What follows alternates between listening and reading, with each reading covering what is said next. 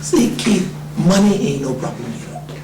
And money can't be evil because you can do too many good things with it. The problem is when money becomes your master. That's what your problem is. When money becomes your master, that's a problem. You cannot let money control you. That's why it's given Muslim. You see, my wife, my daughter, man, sometimes we fight. You ask them, you ask any one of them, what's the biggest problem he has? He's give out every day.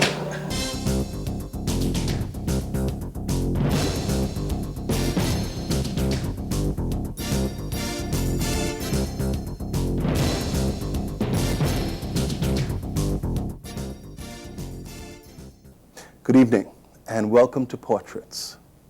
Our country, our Commonwealth, cries out for all kinds of individuals to rise up and make a stand, to describe for us what is happening. Many Bohemians feel lost, concerned, worried about the future and where to go. Elections loom and people are thinking about where to place their mark for the future. In these times, we have many Bohemians that are speaking out, some of them heard, some of them not heard or even recognized. Our guest tonight is Bishop Neil Ellis. He is both heard and recognized. He is a definite voice in our community. Please welcome to Portraits, Bishop Neil Ellis. Welcome, Bishop. Thank you, Dr. Wisdom, and it's a personal privilege to have this opportunity to share with you this evening. Well, I have to tell you, Bishop, whenever we decide that we're going to have a guest on the program and they agree, everybody becomes very excited. And in some cases, even my crew, even my management team, my colleagues at work become very excited. And I must tell you that this is the case. This has been the case when I told them that I'd be speaking with you tonight. Well, I'm glad to hear that. I'm not sure why they well, and they all said, you know, now here's what I want you to ask it. You know. All right. So you are here with an agenda tonight? I have certain questions that are not mine. I see. Well, we will do our best to accommodate the questions, particularly if they are representative of the workforce and the place that certainly you represent, because I believe that Cable Bahamas is making a tremendous contribution in our country. And I know Cable Bahamas have paid a hefty price to be around at this time. Oh, yeah. But you know, anything that's worth having comes along with a challenge. And I want to just express my personal appreciation to the ownership and the management team at Cable Bahamas for the tremendous job that I see them doing here in our country. I want to certainly thank them for their latest development in that of Channel 12. You're causing more voices to be heard, actually. I spend quite a bit of time viewing Channel 12. Well, As a matter of fact, I don't know if it's healthy to say I watch Channel 12 now more than I watch Channel 11. Oh my! Because the free time that I have, I like the programming on Channel 12. I think it's a wide scope. The variety of the programming on Channel 12 is certainly one that would make you want to stay tuned for what's coming up next. I particularly like watching on Sunday evenings. Well, Bishop, thank you, and I'd also like to say that it's a personal pleasure to speak with you this evening. Bishop, we always like to begin our programs for our viewers by asking our guests, where do you hail from? Which island do you come from? And what were your early environs and your early upbringing? What were they like? Well, I've made no bones about it. I am from Bimini. The regular Bimini boy would say Bimini. I'm from Bimini. And Paugi Bay. And that, I believe, is the smallest settlement on the island of Bimini. But I grew up at a time in Bimini, Keith, between the years of 1960 and 1973, prior to leaving for high school, etc. And let me tell you something, I can honestly say to you today that most of what I am now, I must give credit to not only my parents, but the people in Bimini that had a tremendous hand in rearing me. My foundation has been very, very solid. And that's why I can't let 6 months go by without having to pop into Bimini, if only for a day, just to go and see some people, just to visit some people, just to say thank you again. A lot of those persons now are old people. Yeah. A lot of them now are people in wheelchairs or confined to bed. And, you know, Keith, man, it's just a joy for me to pick up for a day and go to Bimini. Now, that's great to hear, but it makes me wonder about something. You said you had a very firm foundation. Yes. The question always arises as to today, someone growing up in Bimini, some young child there right now, because of how our country has changed, developed, is there getting a firm foundation possible today? The same kind of firm foundation you got. Is that possible? Possible, but difficult. Okay. Possible, but difficult. And of course, my faith would force me to say, it's possible. Okay. All right. Bimini, the landscape has changed tremendously over the last 15 years. Quite a number of the people in Bimini now, Keith, are strangers to me. I go to Bimini, I visit Bimini. These are foreigners, I don't even know them. You know, I told you I'm from Poggy Bay, and that was a small community. We knew everybody, you know, periodically. All the children in Poggy Bay gathered on my parents' patio to watch television, because at one point, that was the only television in Poggy Bay. So I knew everybody in Poggy Bay. I spent a day in Poggy Bay just several months ago. I was down there to eulogize my pastor, actually, and spent an extra day in Bimini. And there was at least 40% of the people in Poggy Bay I did not know.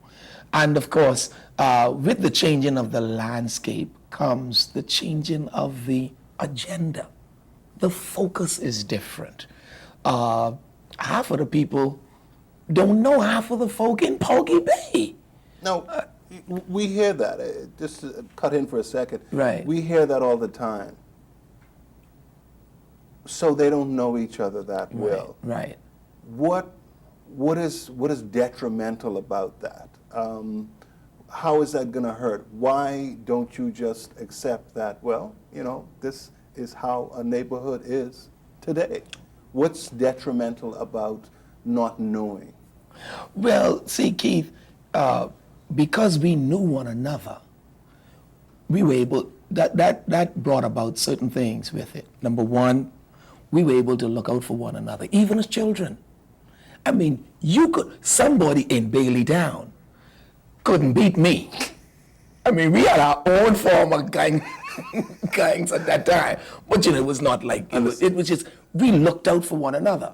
Secondly, man, in Poggy Bay, it didn't matter where I was, if I was among an adult person doing something wrong, they were empowered to discipline me and bring me back under subjection.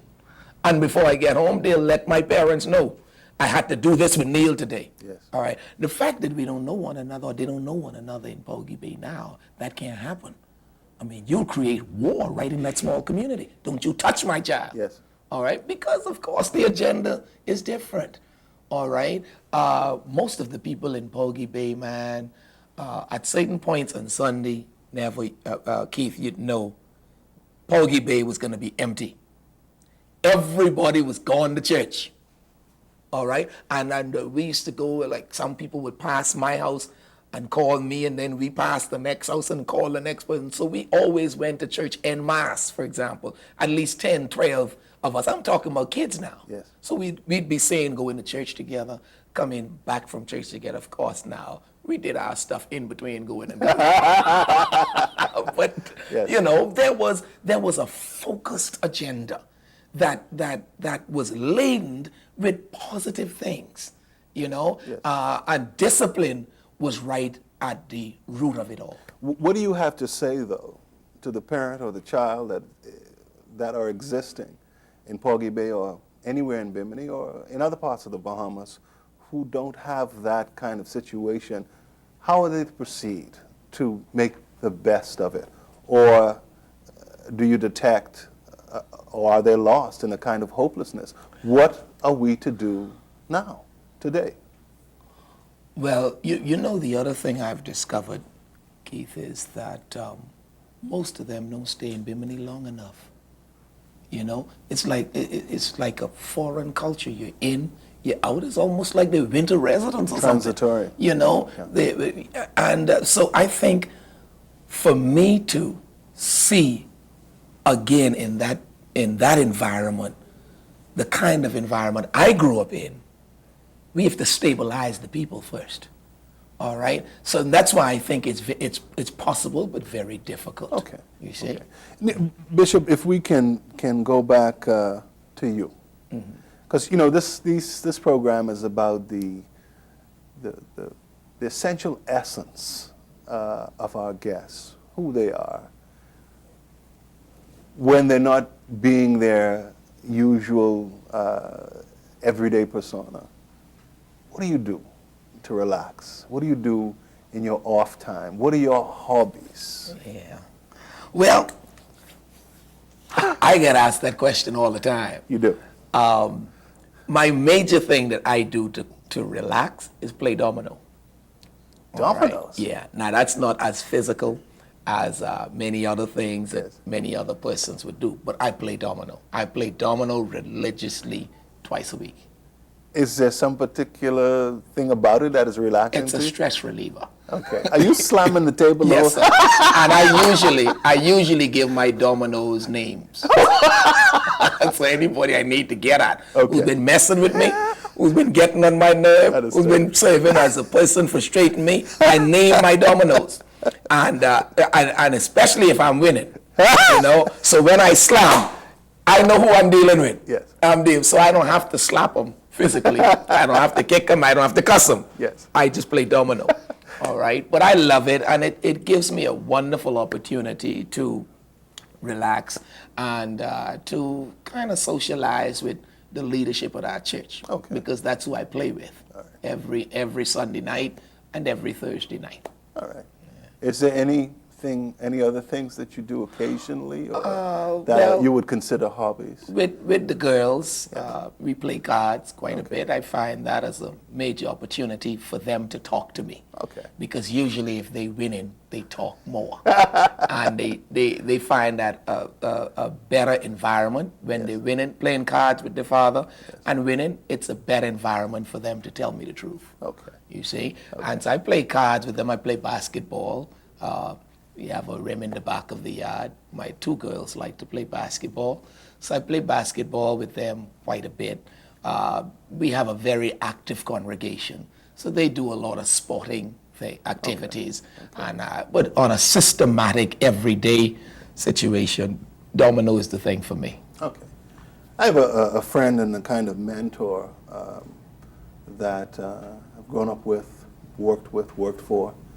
And one of the things, very creative man, has survived Bohemian business very well. And one of the things he told me that he has to do, likes to do, is just quiet time. Do you ever sit and just take quiet time? Just sit and think and wonder about life? Sure, I have to. Particularly when you deal with the size congregation that I deal with, on any given day in an office, I could deal with 50 people. Okay. On any given day. I enjoy Keith, just being at home alone for a few hours. I look forward to those opportunities when the baby daughter's gone to school, the bigger daughter's gone to work, and my wife has gone on to the office. And I can come in later. Okay. All right? These are quiet times, times where you really don't need to watch television. You don't need to listen to the radio. You could just put on some music.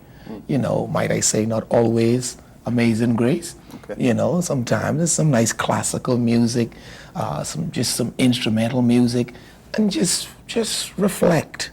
Just let your mind go. Yes. And I've gotten some of what I believe to be my greatest sermons during those times of reflections and quiet times. If we could, before we move on to some bigger issues, questions, the idea of self and who Neil Ellis is, as opposed to how you might be characterized on a daily or weekly basis in our press, in our other areas or situations where people are sharing and talking. What is it that you can tell us about Neil Ellis that many people would not know? And I'm not necessarily talking about hobbies or that type of thing, but who is this young man that is carrying this church and may not, people do not get to know this part or couldn't know this part?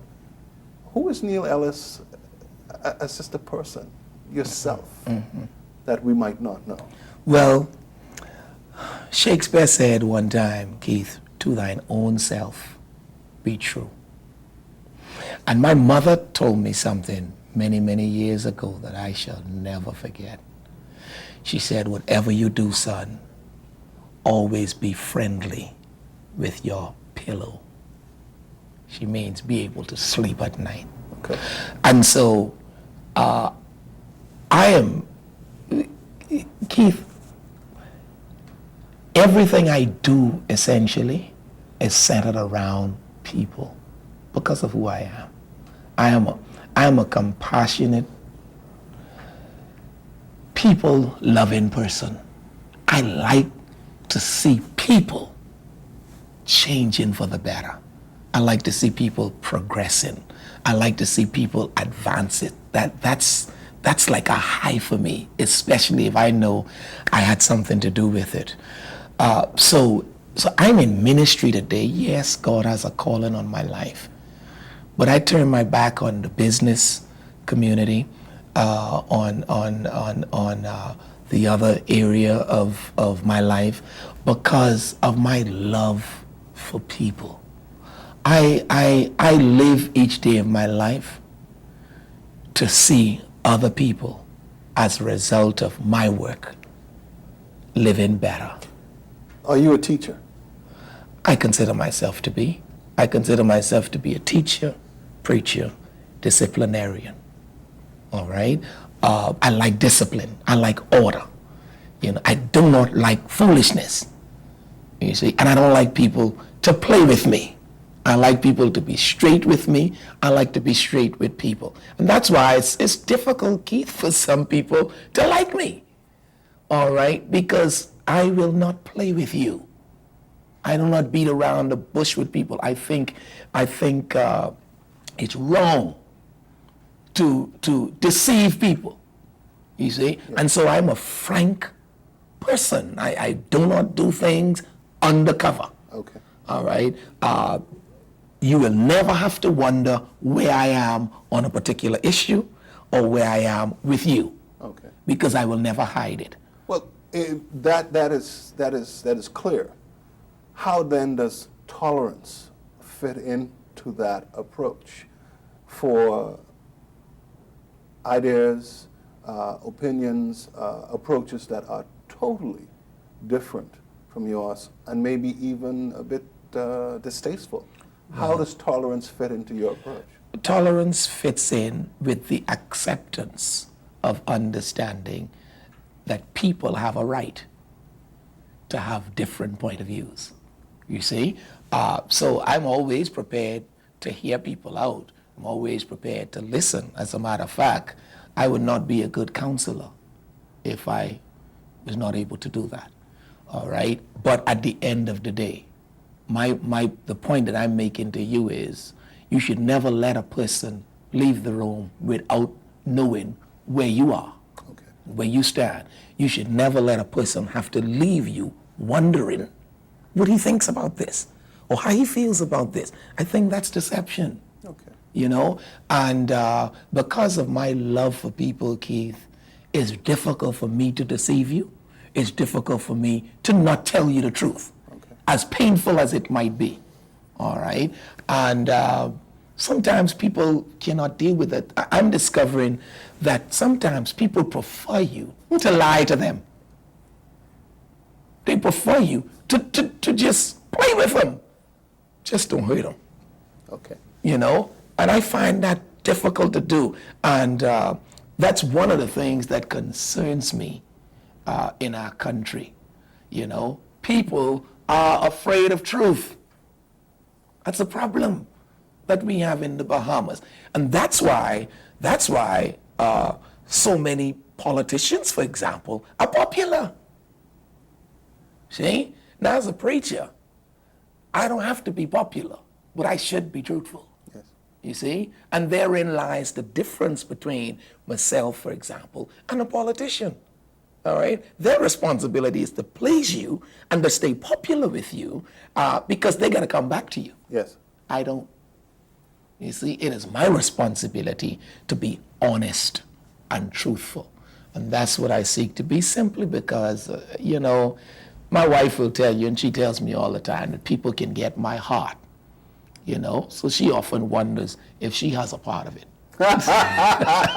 You know, but and you know, and that's why, Keith, you know, as large as Mount Tabor might be, to me it's a small church because of the kind of relationship that I have with them. I take it you have some visitors. Well, there I go. You see, I'm a people person. You know, so unlike yourself, Keith, when you're gone from the office, that's it. Yes. People just feel like they have the right any hour of the day or night Yes. to come to see me. Yes. You know, so I am never off Okay. as a pastor. You know. How did you get into ministry? And the question really is, how did you get the call? How do you know this is it? Right. And I've got to follow it. Did you even have any choice? Can you tell us about how you moved into it? I'll tell you something. In 1981, I was approached by the then Prime Minister of the Bahamas to become a candidate in the 1982 elections. I was offered the nomination for Bimini, the place of my birth. As a matter of fact, I had already gone to Bimini. I had had my first rally. Well, I wouldn't call it a rally, but my first meeting. Okay. And I had what I thought was tremendous support. My family was supporting me. The only person, the only significant other in my life at that time that didn't support me was Patrice, who was then my fiance. She was not my wife at the time. Sir Lyndon had spoken to me, I think it was Christmas Eve in 81, and I was to go back to him New Year's Eve, 81. And I had an interesting experience on the day before New Year's Eve, the 30th of December, 81. By then I'd been a Christian. I was a Christian from I was 9 years old, the first time. Yes. But you know, most Christians have to be saved at least twice. Not theologically, Yes. practically. Yes. All right, so between 9 and 18, I was saved, but I wouldn't want to tell you about some of those years. All right, after I turned 18, I became more focused and serious about my faith. And so I was about 21 at the time. on the 30th of December, 1981, I had a visitation from God. I was not awake, but I was not asleep. I was somewhere in the middle there. I don't know what you call that, but I was not awake and I was not asleep. And God visited me. And God told me unequivocally that I was not to enter politics in the front line. I was not to accept nomination because basically I was set to answer Sir Lyndon the next day. Positively? Yes. Yes, my parents and everybody, like I said, other than my fiancée at the time, had blessed me. And I felt she loved me strong enough and enough to support me, even if she didn't agree with me. And so I had prepared myself. As a matter of fact, I'd already made the appointment to see Sir Lyndon at 11 o'clock, New Year's Eve. An appointment that I did keep. Yes. But the night before, the Lord spoke to me and told me, that's not for me. He has another assignment for me. Okay. All right?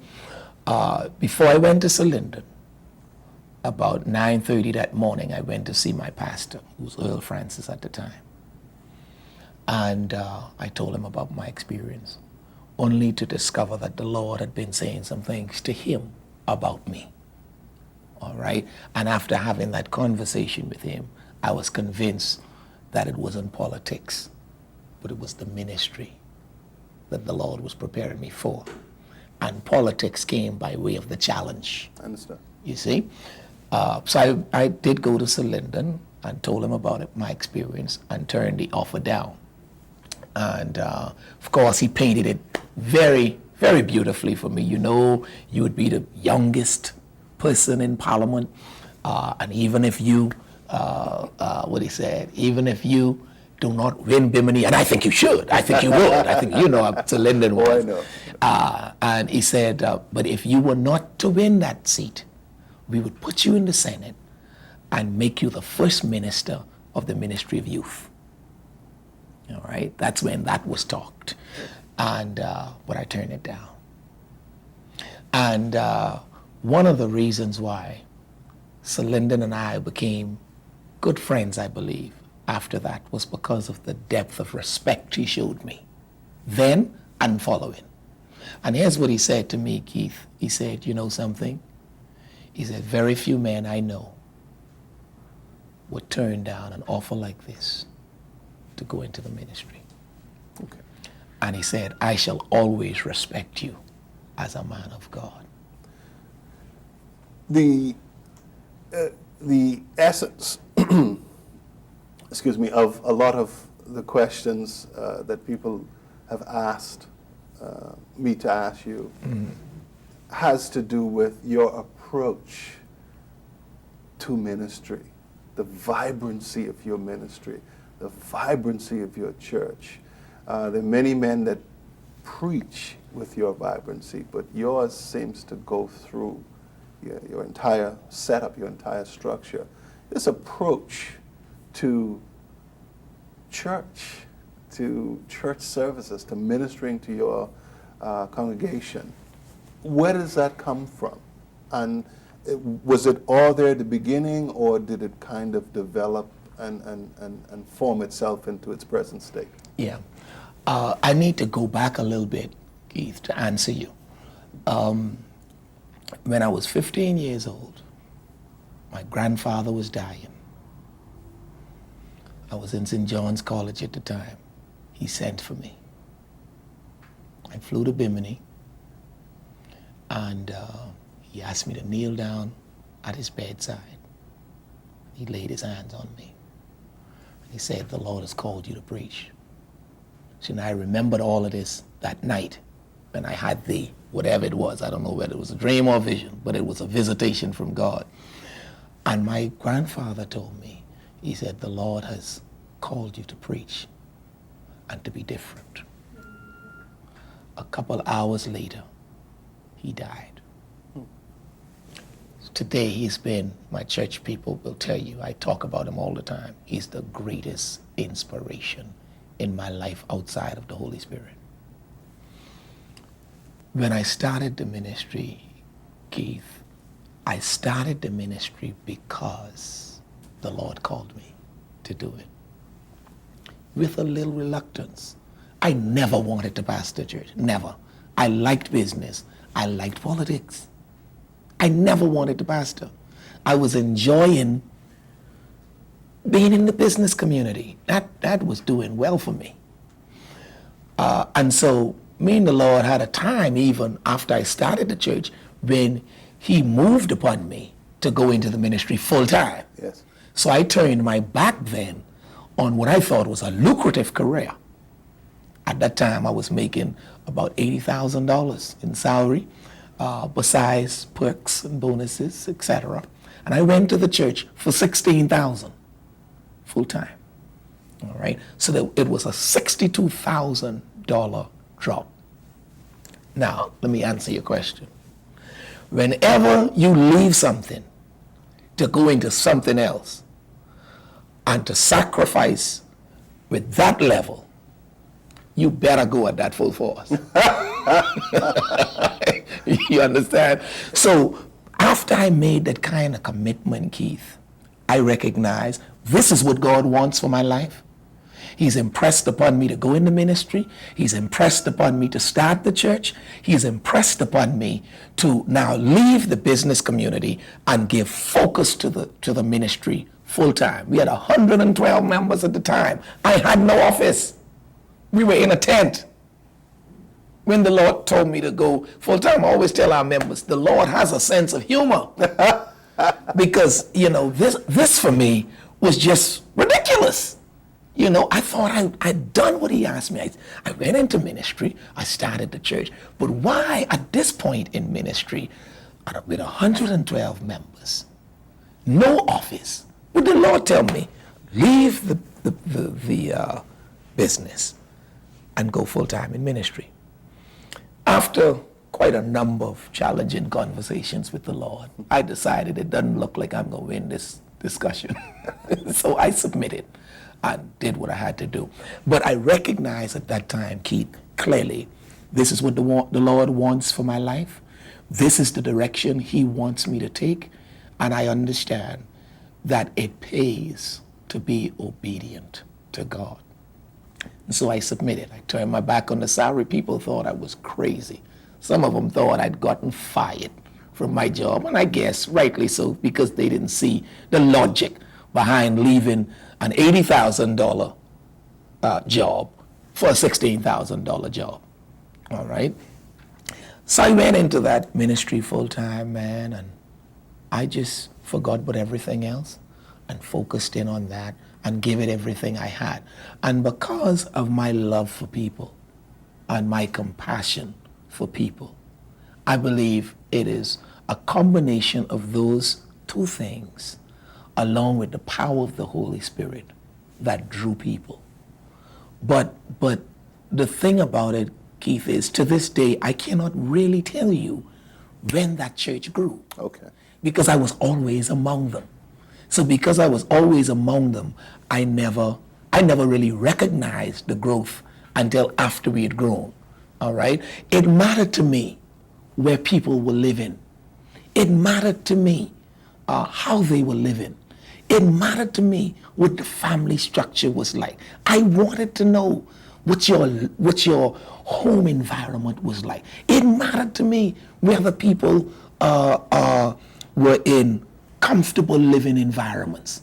It mattered to me whether husbands and wives were getting along. And if I recognized they weren't, it was not a situation for me to wait until they come to me. I made it my business. I wanted to know what's going on with your children.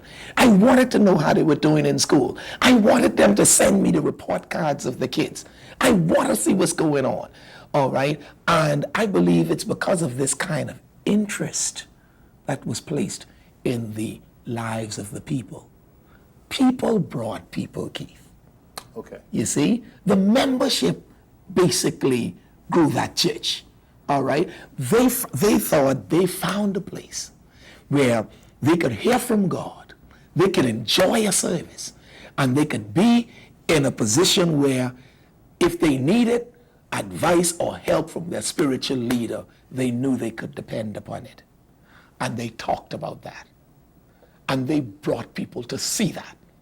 It was exciting for them to come to church because they never knew what would happen in a service, all right? We do not have, and I am one who, I believe in tradition. There are some traditions that you must hold on to. Well, see, this is my question to you. So this style, this approach to the ministry Yes. was not a negation or pointing out that, church of the past was so old and boring. You didn't go out to prove that. No, I just simply went in the direction that I felt the Lord was leading me. I wasted no time trying to tear down anybody else or to suggest that this church wasn't doing it right or this, because I believe in variety, and I think God does. All right, I believe in denominations, contrary to a lot of charismatics. All right, who do not suggest that denominations are good. I believe in them. All right, there are some people the Baptists will not attract. All right, okay, that the Anglicans would attract. There are some people that another traditional Baptist church perhaps would attract that I wouldn't attract. So I believe in this variety. Everybody ought to find their niche that leads them to God. Okay. All right, and so I just spent my time moving in the direction that I felt I was led to go in. Cost me some challenges, cost me some headaches, cost me some problems, cost me some friends. Okay? Oh yeah, because I remember one time our church was made to be a cult, all right, because we were different. People are reluctant to change in the Bahamas, all right, but that never deterred me. I knew where the Lord was directing me, and I stayed on that wicket, all right? But there were some colleagues who didn't think I was going in the right direction, and so they disassociated themselves from me. There were some other friends who thought I was being crazy, going against my colleagues or the style that I grew up in, and so they abandoned me.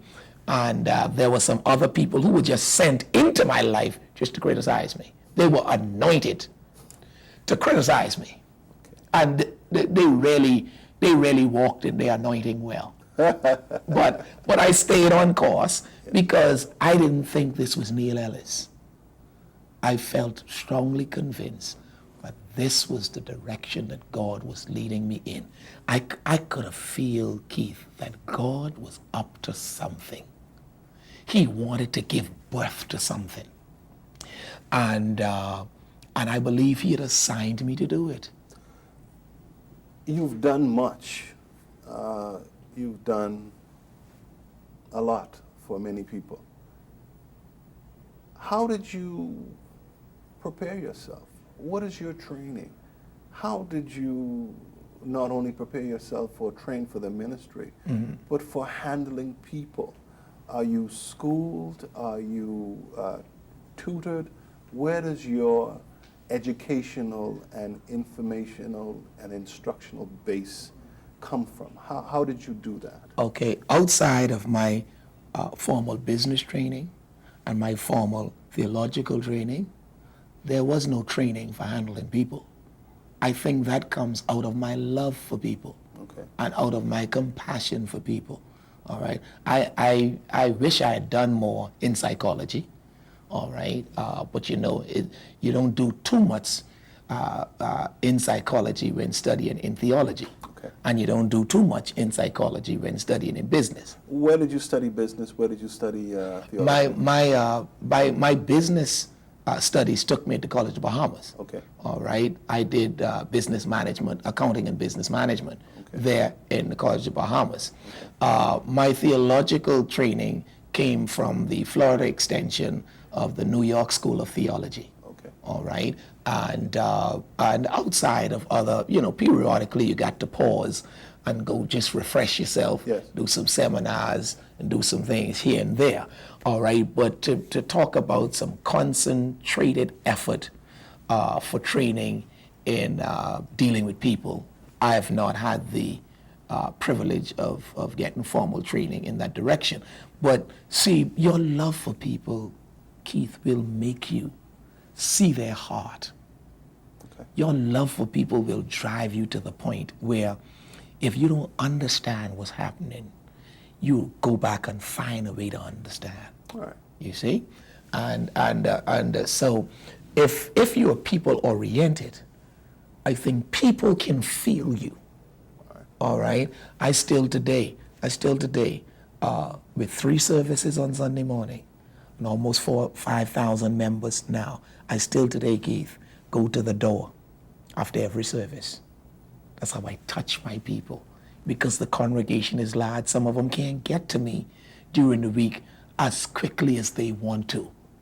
But I go to the door, they touch me there. Some of them just want a hug. It is amazing how powerful a hug is. I'm telling you, man, just a smile with a person to say, hey, baby, how you doing today? Yeah. Is therapy. You know, just to shake their hand and say, God bless you, I love you, praying for you now. It's like medicine, yes. You see? And so people are literally disappointed because sometimes with these multiple services I have, you've got to move. I preach all 3 services a lot of times. And sometimes by the end of the second service, we're so tight with time, I cannot get to the door. And people are very disappointed. Some members I have, Keith, I think they come to church to hear from God and to worship.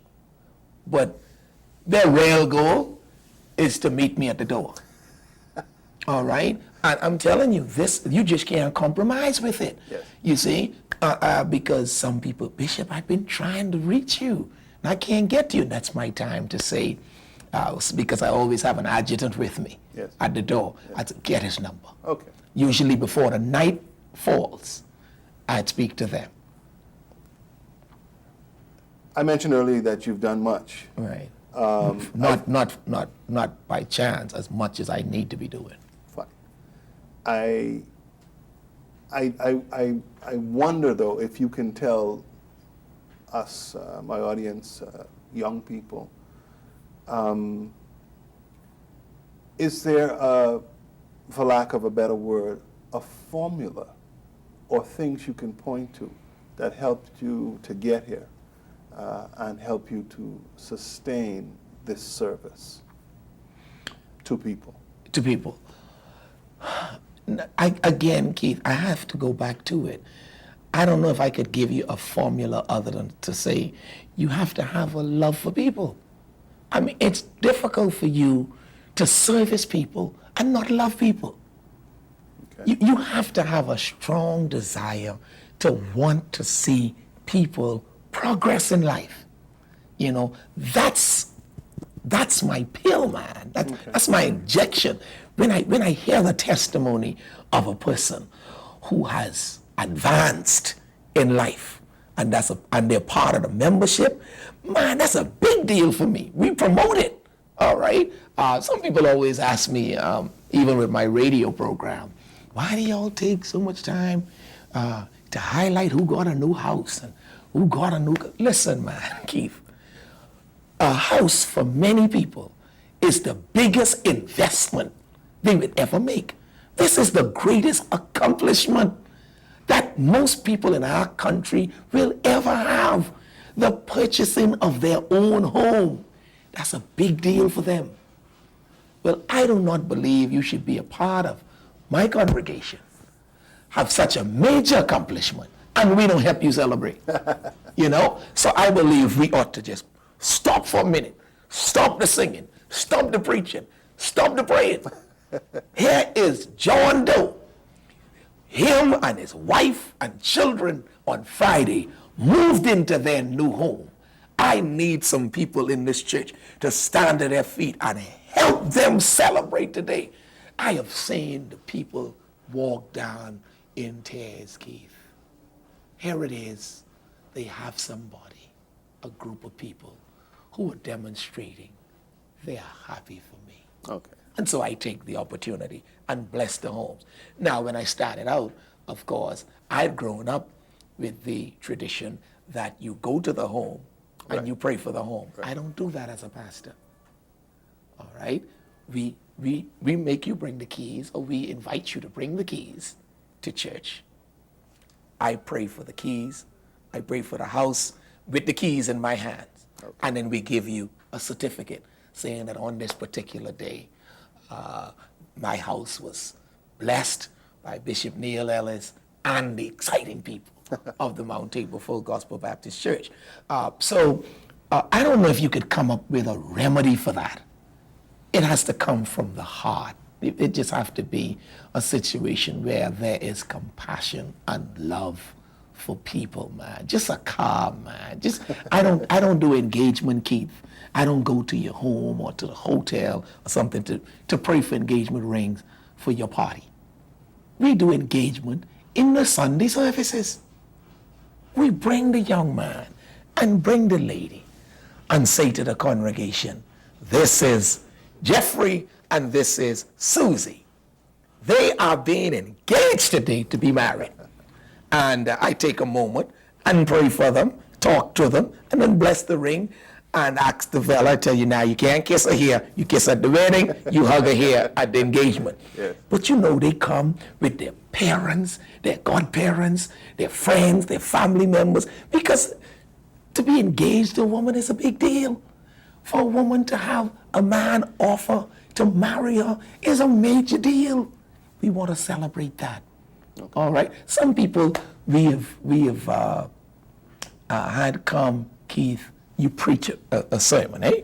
You preach a sermon, and they come see you in your office during the week and say, Bishop, I used to live with this lady, man, but I heard you preach. Heard you preach, man. We need to get married, man. All right, I've had that experience, but Bishop, man, we can't afford a wedding.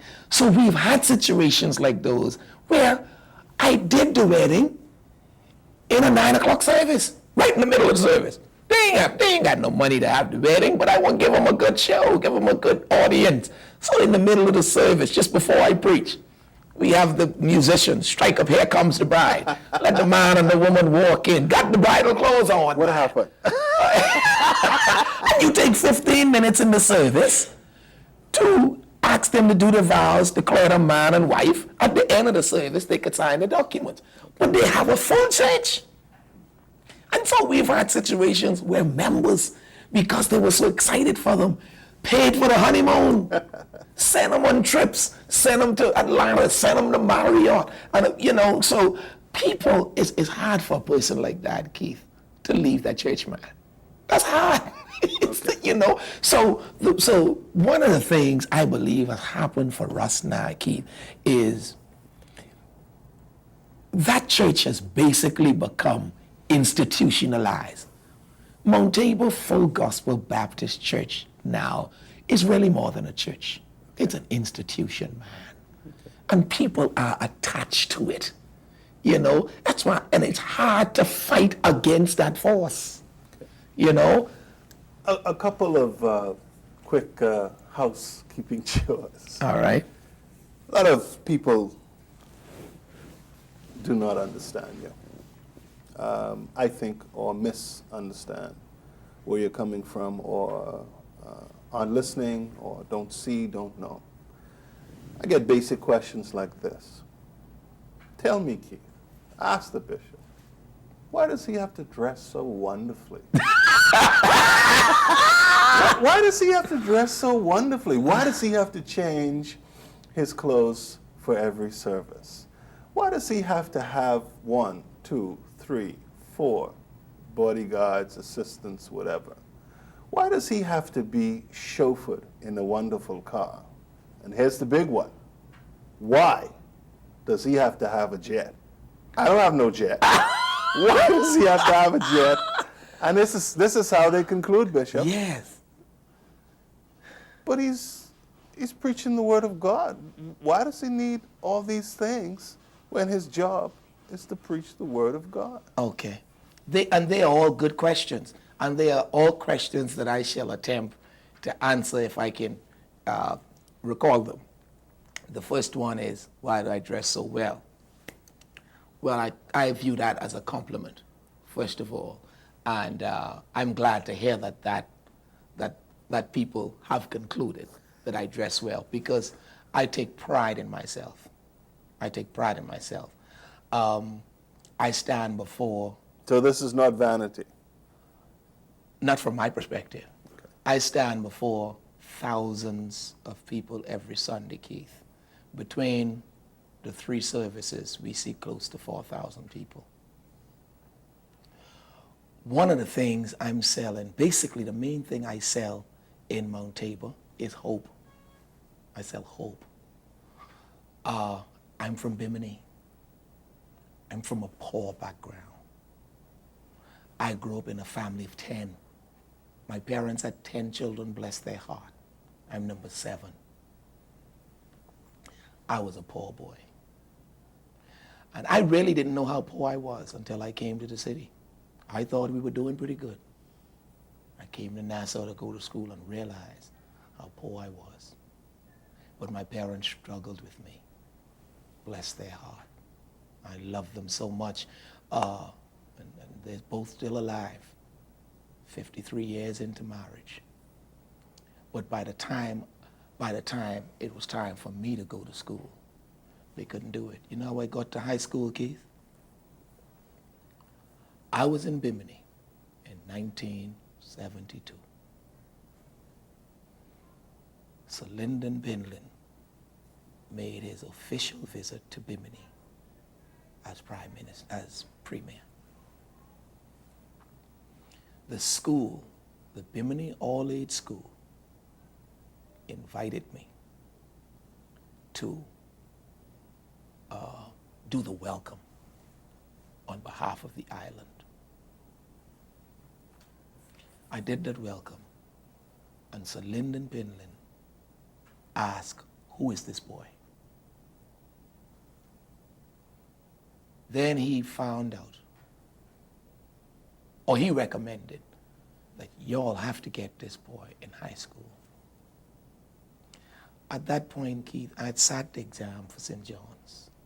I'd sat the exam for Queen's College. Mm-hmm. I'd sat the exam for St. Augustine's. I'd sat the exam for Prince William's. And the Lord helped me to pass them all. But my parents said I couldn't go. I couldn't go to high school. They didn't have the money. So Lyndon Binlin, when he heard that man, offered to pay my first year in high school. That's how I got in St. John's. So Lyndon Oscar Binlin, with a personal check, paid my first year in St. John's College. The second year, Henry Bowen, who was the member of Parliament for Bimini at that time, paid my second year. By the end of the second year, I met this beautiful lady called Sherry Wilson. She came from Princeville, came to St. John's as a teacher. Yes. We fell in love with each other right away. She asked me to come and spend the weekend with her. She'd just gotten married. I decided to spend the weekend with her. And of course, it didn't take much for me to decide that. I met her husband. And Keith, it was as if God had ordained it. And shortly thereafter, I moved in with them. I got married out of that house.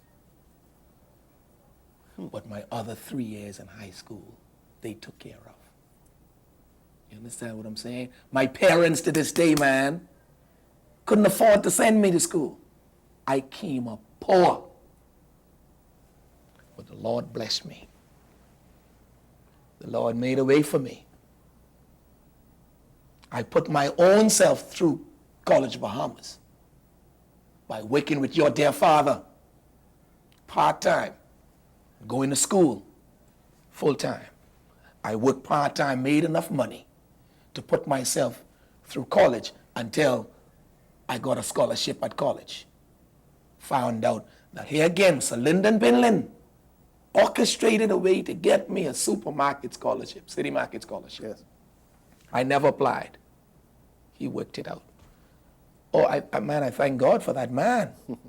I thank God for him. And so people, on another note, Keith, people always thought, you can't do nothing with Ellis. He's PLP. Man, you could never tie me down to that. I supported Sir Lyndon. He blessed me. And I believe ingratitude is a sin. Okay. And I stuck with him until his death. I'm not automatically a PLP. Understood. Okay. Now, once I got to the church, Keith, it was if the Lord orchestrated who he would send to me. And for the most part, I had to build hope, give people hope. People were coming to me who were down and out and on the lower levels of life. And I had to sell hope. And the only thing I knew to sell was my story in selling hope, what God did for me. So part of that was to always portray a positive, healthy image in the lives of the people. I've had my time, all right? Like I said, when I had to give up my job, and they were 3 tough years as pastor of Mount Tabor, as a married man here, because I dropped from an income some $60,000. So I had to cut back. During that 3-year period, man, I had 4 suits.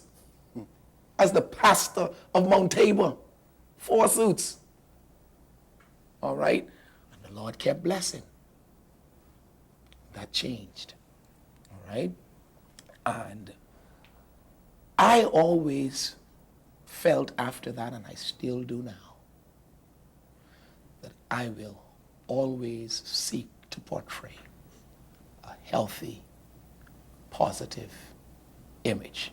If that means dressing well, fine. If that's the biggest criticism I could get, Keith, I could live with it. How do you remain humble through all of this? Coming home, man. And see, again, Keith, that's why I still go to the door and stuff, man. You see, I have seen enough of my colleagues in the Bahamas, outside the Bahamas in particular, fall. I ain't being a trap. All right? Now, for the most part, a lot of people don't expect me to be humble. And this is what kills a lot of them. All right? He's still out there at the door shaking hands. He comes down in the congregation. If I know visitor, like if you come there visit me, when you've been there, they come down in the congregation, hail you and your family. That's how I am. If I spot you, I will come off that pulpit and hail you, man, because you don't have to come to us. So I want to make this visit personal. You know, so to answer your question, you stay among your people. You stay among your people. You continue as the Lord blesses you. Take a portion of it, bless your people. That's how my members who get these houses and stuff. Sometimes, most of them is with my help, man. But that ain't nobody's business. Right. All right, I see the Lord fix me up in the Bay now at a time like this while I'm in ministry. The man I grew up with, that a company with our daddy who build houses. You ask your daddy, man, I give them more business until the punch thing can be madness. Now, you had another question, why I change in every service. I sweat. I perspire. Yeah. I'm not an Anglican like you're not Anglican. But I'm not Catholic. And you know, Bishop Gomez and them are my good friends, but our styles are different. After every service, I am wet. I cannot come back out in the next service in what I preached in the first service. It's a dumb decision. All right? So I changed. So I hope that has answered that question. That's pretty clear. Why do I have so many bodyguards? Where are they? I don't know where they are. All right? But I do have helpers on Sunday. Just like You have no bodyguards. no, never did, still don't. All right? And if I ever get to the point in the Bahamas where I need one, I need to leave the Bahamas. Okay? I have helpers on Sunday. All right? Working between these 3 services and stuff to keep going on time. We have a 10-minute transition. All right? Our first service starts at 7:30. We seek to be out by 10 to 9. The next service starts at 9. Okay. We seek to be out by 10 to 11. The next service starts at 11. So it's a quick move. So you need people around who could help take care of certain things for you on Sunday mornings. All right. I don't know where the idea of the bodyguards come from, but 1 or 2 of those persons stay with me until it's time to come out for church. And when I come out for church, they come behind me because they sit in the back of me with my 9-year-old daughter. Okay. All right? I have my daughter in the back there because I still see myself, while I'm the pastor of Mount Tabor, I'm a father. Right. And discipline is my responsibility. So until Renisha gets a certain age, and I promise her 10, that she sits in the back there with me, so, I could do my fatherly duties as well. And at the same time, I want her to learn about service. All right? So this other person sits with me in case I forgot something in my office. I don't have to leave the pulpit. They could leave the pulpit, get it in case I need to get a communication out to somebody in the congregation or something. They could take care of that. Most churches do it now. I'm just the one, with high visibility. Okay. Okay? The question about the jet. Well, the car. The car. And What the about and the the car? cell phone, and the You don't have a cell phone? and the Keith? driver. No, they took mine. They took your. I had one. That was the company's. Yes. Oh, okay. But well, the company has a right to take their cell phone. Yes. But No, but I could promise you I'm looking at one of your cameramen now. He has a cell phone on his waist. What's the big deal? I don't understand it. And I know one of the newspapers one time talked about the telephone on the pulpit. That's not true, Keith. We have an intercom system. It's a large building. Yeah. If I want to communicate from the pulpit, if I'm in the pulpit and I want to communicate with the people in the sound booth, why should I have to move off the pulpit to go talk to them? If I want to communicate to the people at the hospitality desk, if I have a minister visiting the church, they're coming in, services already start. The hospitality people are able to buzz me in the intercom system and say, we have Bishop so-and-so here from North Carolina, what should we do with him? Okay? So it's for me to communicate during services if I have to, because I don't like too much traffic. All right? I like order. I don't like too much traffic up and down and up and down. And so we have the intercom system. okay, the fabulous car, and why do you have to be chauffeured? I'm not chauffeured. I drive my car on a daily basis. Okay. But I do have one of my deacons who drive me on Sundays. Okay. All right? And if I'm going out in the night to preach, they drive me. Now, if the truth be told, Keith, my wife and my big daughter do not like me to drive. They think I am a risk. But You're a risk. Yeah, my wife thinks I am an accident waiting to happen. You see? So at one point, Keith, the church did give me a driver because of concerns some of them had for me. They just don't think I should be driving. All right? Why?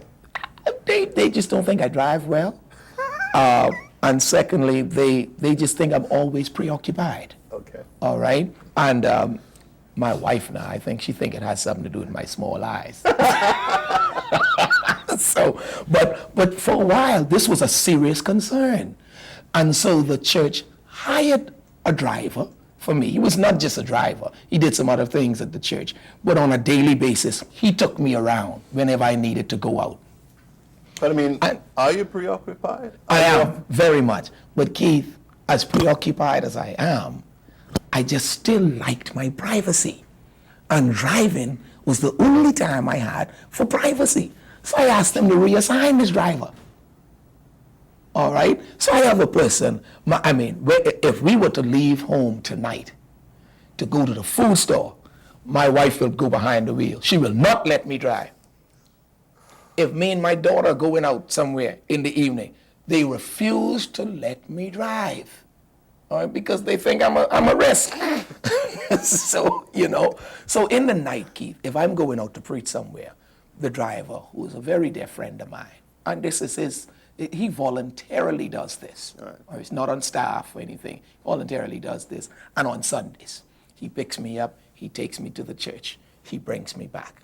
And he's a neighbor, one of my neighbors. He lives right around the corner from us. So it's very convenient for him. My wife takes his daughter to school. His daughter happened to go to the same school my daughter go to. So it's convenient. Why do both of them need to go to the same school coming from the same direction? So we take other school in the morning. So I don't know where this either, but see, Keith, sometimes people have to understand the nature of what you do. On Sunday mornings, man, when I'm leaving home to go to preach 3 services, my mind on my sermons. Okay. My mind on the people. Lord, how am I going to bless these people today? Lord, help me to be in a position to minister effectively, to reach these people. And so that's a time, on my way from here to church on Sunday morning, it's prayer time. The driver does not talk. It's not a time for conversation. There's no talk. I'm meditating. I'm in prayer. Most people don't know, Keith. My wife will tell you, in 14 years from I started Mount Tabor, I don't go to bed on Saturday nights. That's a sacrifice for me. All right? I don't sleep with her on Saturday. I'm in my study. If I finish my preparation, that's my time of meditation. That's my time alone with the Lord.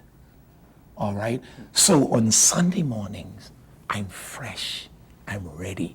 So when I get up on Saturday mornings, I don't go to sleep anymore until Sunday nights. You see? And so on my way to church now, if you have help, it's a blessing. Okay. Finally, in that area, Keith, a lot of people in the Bahamas may not have an appreciation for the level that I operate on in ministry. People who operate on smaller levels outside of the Bahamas would have this kind of help. All right? Especially if they do multiple service. If I drop some names right now of prominent people in the ministry outside of the Bahamas that most of the people would know, but they may not know how they operate. All right? None of them would come to the Bahamas on a preaching engagement to me and not bring help. It's difficult, Keith, for the level of ministry that we operate on. All right? Now, this whole issue about the jet, let me tell you the truth, man. I personally, Keith, do not own a jet. See, I am at this point where there are certain things I do not address outside of forums like this. And I'm talking to you about it because this interview, I believe, is authentic. Yes. All right. I don't answer questions in the press and answer tabloids and all of this stuff, man. But in a situation like this, I can talk to you. I do not own a jet. There are a group of us who have made connections with a company that owns jets, all right? With the kind of schedule I run. For example, I'm speaking to you today, having just returned home yesterday from a 10-day preaching mission. I covered in those 10 days 4 cities. I've been on 12 planes, man. Now, can you imagine the wear and tear getting from one city to the next with all these industrial actions going on and the delays and the flight cancellation and trying to rebook and all, it is a headache if you travel as frequently as I do.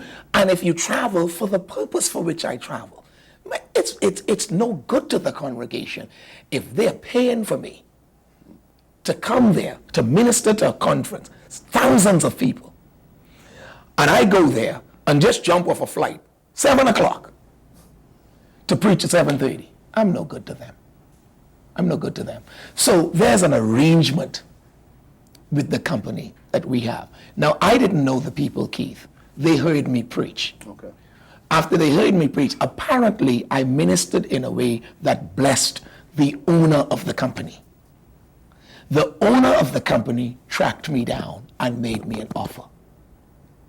Now, Keith, I'm going to tell you some stuff that the public does not know, but I'll tell you. They made me an offer. He said, because of the way I blessed him and ultimately blessed his company, he wanted to be a blessing to me.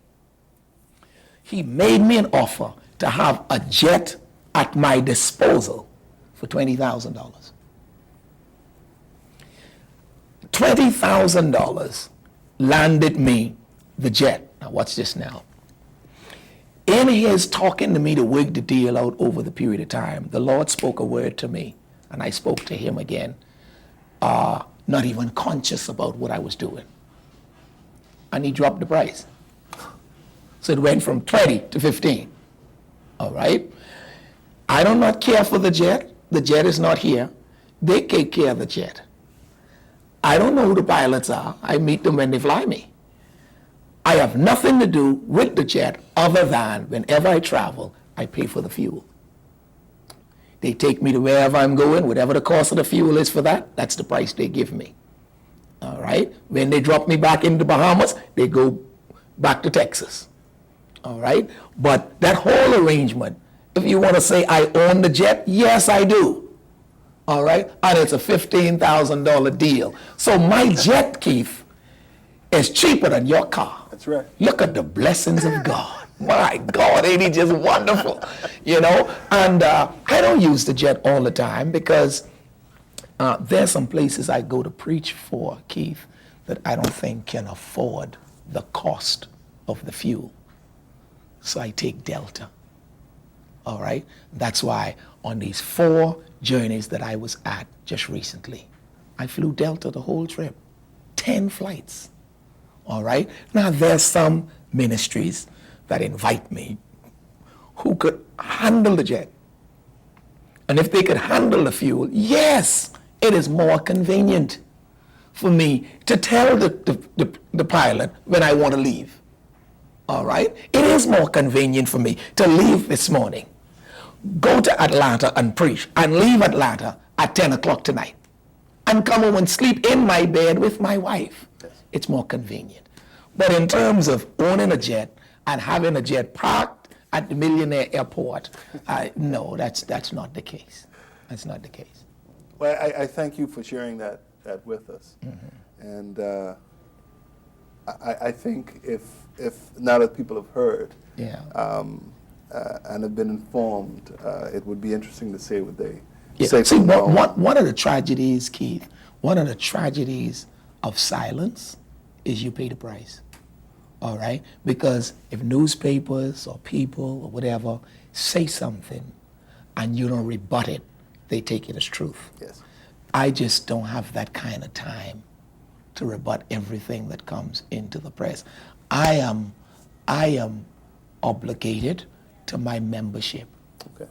And my membership, anyone who's been there more than 3 months, Keith, will tell you, one thing about our bishop is he's very open, he's very honest, everything is above board in that church. Okay. All right? And that's who I'm obligated to. Okay.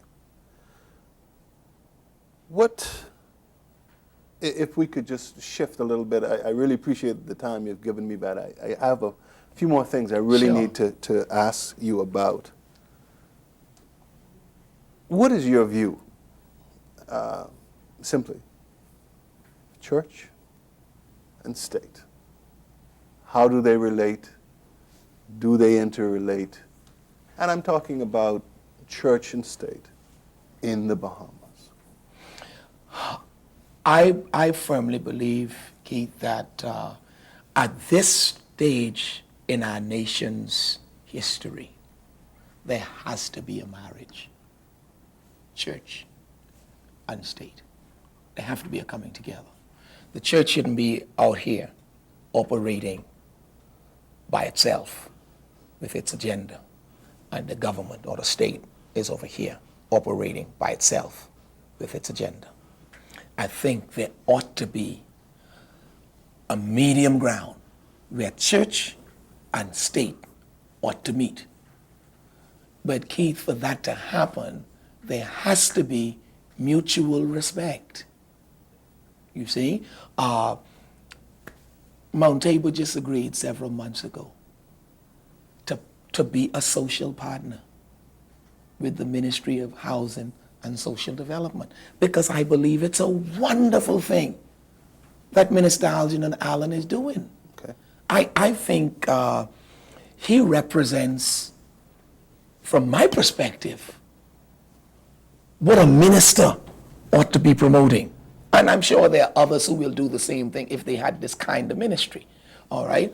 And so this is a marvelous, as I speak to you tonight, the Ministry of Social Development is Mount Tabor is tonight hosting a community forum for the Ministry of Housing and Social Environment, right there at the church. All right? I believe in the principles and the philosophy of Minister Allen as they relate to this particular ministry. Okay. So yes, Mount Tabor is a social partner where we commit money, we commit time, we commit our staff, we commit our facilities, all right, to doing certain things along with the Ministry of Housing and Social Development. I have also discovered that he has some 15, 16 other social partners. This is what ought to be duplicated on the national scale. You see, not just in a particular ministry, but I think we ought to have some programs where church and state are coming together.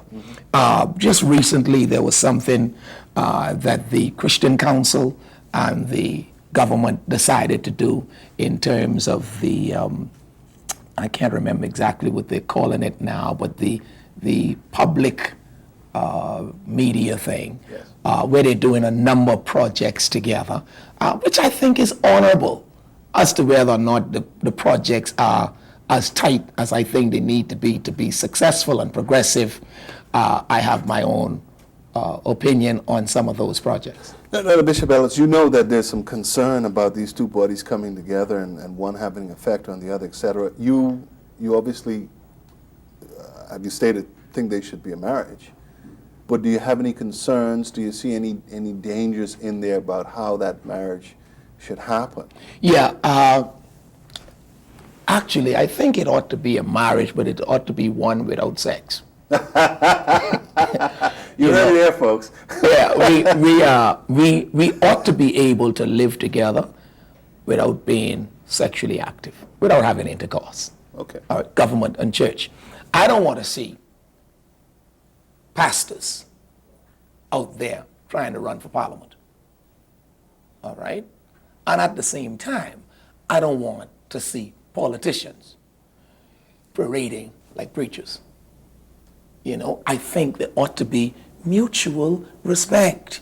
I think if there's respect, I think we could minimize, not necessarily eliminate, but we could minimize the amount of conflict if there's mutual respect. Okay. I think the Prime Minister ought to be able to say, listen, man, my government has been discussing an inheritance bill, the possibility of it. Before we proceed to Parliament or proceed to write this bill, we would like the church to submit a paper on it. Okay. All right, you know that kind of thing, man. And I think we could really do more because this is a Christian community. Most of our members of Parliament, most of the members of our government is a member of some church. You know, and I think for the most part, they revere the Lord. There is a fear of God, there's a godly fear. And I think they would welcome this kind of opportunity. I think the church has been more afraid of it, though, than the government. Really? Yeah. I think we're the ones who've been backing away, you see. But I think every major political issue in this town, the church ought to have a say in it. You know, because everything we do in the Bahamas has political connotations. Everything. Yes. All right? And so I don't believe the church ought to be quiet on matters of national importance and significance and with national implications. I don't think we ought to be silent on those, you know, but it's always better if the church can speak with one voice, you see? And herein lies the problem, Keith, because sometimes the government, while they may want to do certain things with the church, the government gets confused. Because on the one hand, this is what they hear the church saying, and over here, this is what they hear the church saying, and back over here, this is what they hear the church saying. And so the government sometimes takes a hands-off approach. Let me not get in that fight. Okay. You see? But I think if we can learn to speak with one voice, I believe the government will be more open to us, and I believe we could be more productive here in the society. Conflicts like the one that's going on, or the recent one with the aviation air traffic controllers. Keith, it shouldn't be lingering this long. We're talking about human beings, man. And if you study the situation, they have some things that warrant their action. Okay. The government have some areas that warrant their action. How can we bring the two together for the common good and for the good of the Bahamas? This is the kind of stuff I believe that church and state together, if the government's all right to the church, this is out of our hands. It don't look like we could bring a solution to this. Can you all intervene? Okay. You see, this is the kind of thing I think we ought to be about now. And I take it that's why you've been doing the conciliations that you've been doing. When I've been invited. Yeah. Very quickly, Bishop Ellis, what single area of the Bahamian social scene, the way we are, Bahamian culture, how we're operating today, do you think we need to focus on to get the best, for us to achieve the greatest positive change in the society? That's a powerful question. Let me say this first of all, Keith. I think as it relates to our culture, I think we are far better than where we were 20 years ago. Okay. I think more and more Bahamians are having a greater appreciation for its culture, particularly with Junkanoo. All right. 10 years ago, even in the church, many Christians were not as open to this aspect of our culture as they are now. Yes. All right. And then we see Junkanoo moving to an even greater dimension and internationally, etc. In the area of art, I see we Bahamians are developing a far greater appreciation for art in our community, particularly art in terms of what our professional artists do. Mm-hmm. All right, I mean, Brent Malone and all of them now are making money. Yes. They're making money. Bahamians about you go to more business places, you see yes. local art. You go to people's homes, you see local art. You go to the airport, oh, that's a wonderful thing they've done there in the airport as you come off the plane from the U.S. and come through the terminal there along the hallway. Right. There's a lot of art in there. But in terms of social action. Yeah, I'm coming to that. Okay. Because the biggest thing that concerns me right now, Keith, is not really our culture. I think we're doing well, and that's why I took that approach. Okay. I think we're moving on in our culture. And you have to give the government a little credit for this. I think they've done well in helping to promote the culture to an extent.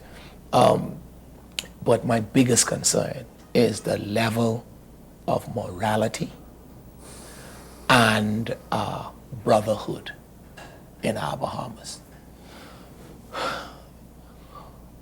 We don't care for one another like we used to. We are so quick to get at one another.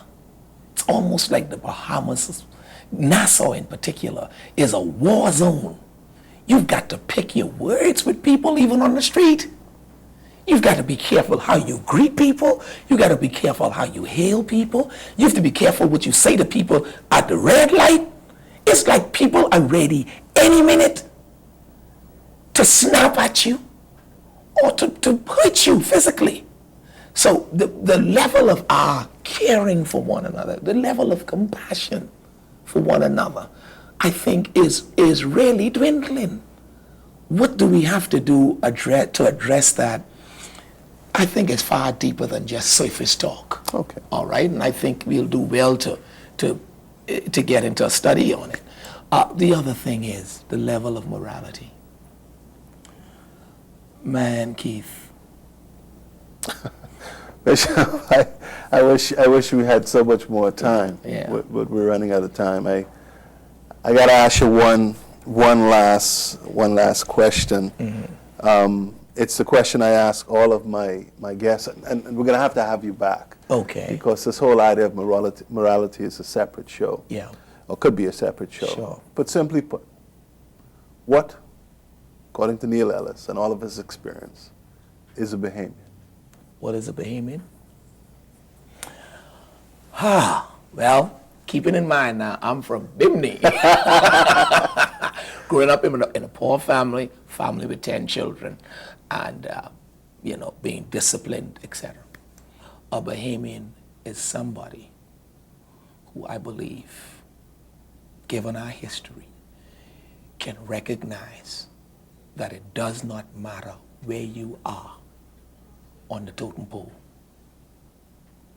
The environment in our Bahamas is conducive for you to become whatever you choose to be, with commitment, dedication, honesty, and hard work. A Bohemian is somebody who, no matter how you rise to the top, you will always remember where you've come from and never forget who it was who blessed you on your way.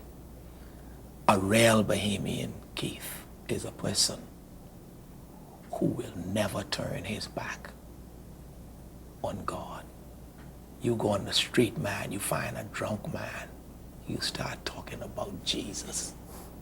That's a Bohemian. Never mind him drinking his liquor. Never mind a fella keeping sweetheart and stuff, Sunday morning, he won't get up, go to mass. You understand? That's a Bohemian, man. That's in us. And I believe you are less of a Bohemian. Not because you don't have papers for here, but you are less of a Bohemian when you were born here, grew up here, and turned your back on the eternal source. That's a Bohemian. Mr. Ellis, it's been wonderful, and we just want to thank you for having us in your home tonight. We have to come back. Well, we will welcome you into our home. I hope when you come back, I can have another home. Thanks for having us. God is so good. I've really enjoyed talking with you, Neville. This has really been, on the one hand, therapeutic for me because I had an opportunity to say some things that I've never said publicly. And on the other hand, I look at you, man, and think about how good the Lord has been to you. Thank you. He's blessed you. He's blessed your family. All of you, your brothers, your sisters, all of you made your parents proud before they passed on. And look at you conducting this interview and doing such a great job at Cable Bahamas. Thank you. This is a blessing for me, man. I'm enjoying your progress. Thank you very much. And I'm praying for you that the Lord will take you even to higher dimension. Thank you, Bishop. Don't forget me when you're around. Ladies and gentlemen, this has been another Portraits We've been speaking with Bishop Neil Ellis, a real, true voice, true Bohemian. See you next time. But what really concerns me, Keith, is when you and I were growing up, there were certain things that we would have done, but we would do it with some degree of shame. It's open now. It's in the open. I mean, homosexuals do not hide anymore. They take their shot at you. All right? Lesbians and them, you're asking these offices, asking these banks, asking these government corporations. They can identify it not because there's sip around. These people who tell you what they are. All right? You see young girls now. They travel with married men, particularly among our women. Because again, Keith, 10 years ago, when we talk about immorality, we usually addressed it from the perspective of the men. Not so now. You have to do it with both. Men are doing what they want to, women are doing what they want to do. And that's why it concerns me that even with the bill, with the government, the inheritance bill that we're dealing with, it concerns me because on the one hand, we have to care for our children. We have to care for the children of the nation. Inside, outside, in between, under the fence, we have to care for our children. That is the proper thing to do. And my thing would be continue to work with the courts and do whatever is necessary to make a worthless man take care of his children. All right? But Keith, for us to create laws to protect a man who will shack up, I have a concern about that. All right? Or to protect a woman. My thing on that, Keith, man, if you are willing to shack up, well, there are some risks that come along with that. All right? We shouldn't create laws to protect you for living in sin. I don't see where that's right.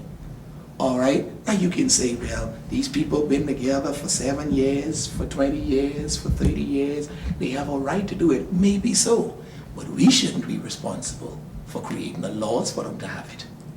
You see? Because shacking up, Keith, a man and a wife wanting to enjoy the benefits of marriage outside of the sanctity of marriage is sin.